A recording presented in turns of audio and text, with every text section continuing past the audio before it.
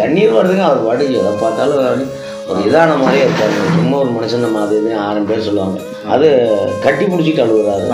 என் ஜலத்துக்கெல்லாம் பறி கொடுத்துட்டேன். போட்டாவை கட்டி பிடிச்சிட்டு அழுகுறாரு, நம்மளையும் கட்டி பிடிச்சிட்டு அழுகுறாரு. இப்படி இருக்கிற மனுஷன்கிட்ட ஒரு தவறான நோக்கத்தில் நம்ம எதை வச்சு பேசணும். போட்டாவை கட்டி பிடிச்சிட்டு அழுகுறாரு. ஒரு 1/4 மணி நேரம் போட்டாவை கொடுக்க மாட்டேன்ட்டார்.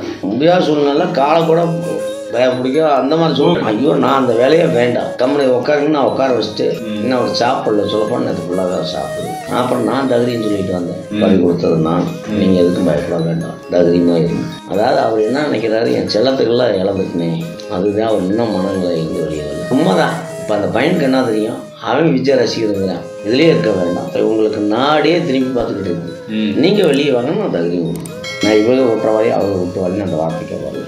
எல்லோரும் நல்ல மனுஷனுங்க, இன்னமேலும் இந்த தவறுகள் வரக்கூடாது. அவனுக்கு என்ன தெரியும், நான் விஜய் ரசிகருங்கிறேன். அவன் என்ன 10-15 வருஷம் போய் ஓட்டு வரும், அவன் இப்போயே விஜய் ரசிகருங்கிறேன். அப்போ நம்மளவே நம்ம பிள்ளை வருஷம் மாற வச்சிருச்சா இல்லையா, அந்த ஆறுதல் விஜய்க்கு நான் சொல்லிட்டு வந்திருக்கேன்.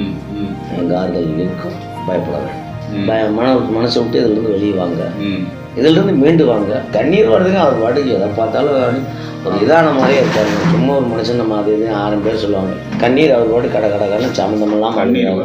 சில விஷயம் அவர்னால அதையும் சில விஷயம்னால அங்கே வர முடியல. சில ரூம் கிடைக்கல, பல விஷயம் உங்களை சந்திக்கிறதுக்கு ஏற்பாடு கிடைக்கல. அந்த விஷயமெல்லாம் சொன்னார்.